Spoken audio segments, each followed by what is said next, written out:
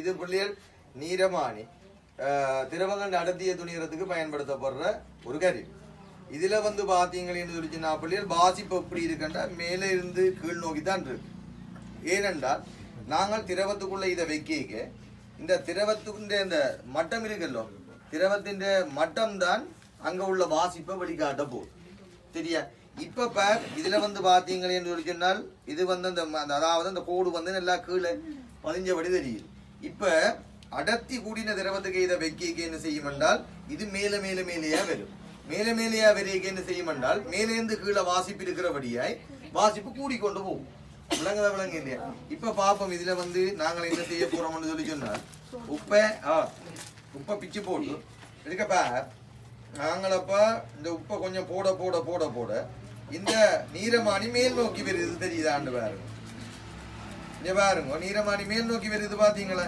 அப்ப அதன் அர்த்தம் என்னன்னு சொல்லி சொன்னா பிள்ளைகள் அடர்த்தி வந்து அடைஞ்ச பாத்தீங்க அடர்த்தி வித்தியாசம், அதாவது அடர்த்தி கூட கூட கூட கூட கூட கூட நீரமானி பேர் கரிய கரிய மேல் நோக்கி வந்து ஒன்று.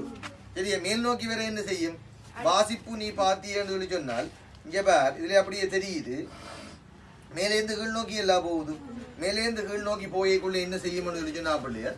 அப்ப இப்ப ஒரு விஷயம் எங்களுக்கு விளங்குது என்னன்னு சொல்லி சொன்னால் நாங்கள் அடர்த்தியை கூட்டி கொண்டிருக்கிறோம் இது. சரியா?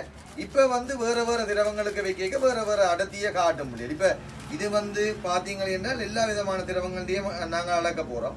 இதுல வந்து பாருங்க பாலின் அடர்த்திய துணியறதுக்கு இதுல மில்க் என்ற ஒரு இடம் ஒன்று போட்டுக்கிறான். அதுக்கு நாங்க பாலுக்கு வச்சோமே என்று சொன்னால் அந்த லெவல்ல நிக்கணும். சில பேர்ல பால் கறக்கிறவர் என்ன செய்வார் என்றால் இதுக்குள்ள தண்ணியை கலந்து இருந்தாரு என்றால் உண்மையா ஒரு பால் பண்ணையாளருக்கு தெரியும் என்றால் இதுல பாலுடைய அடர்த்தி என்றால் இவ்விடம் தான், இதுதான் அந்த பாயிண்ட். அவர் தண்ணியை கலந்து கொண்டு வந்து கொடுத்துட்டு போயிடுவார்.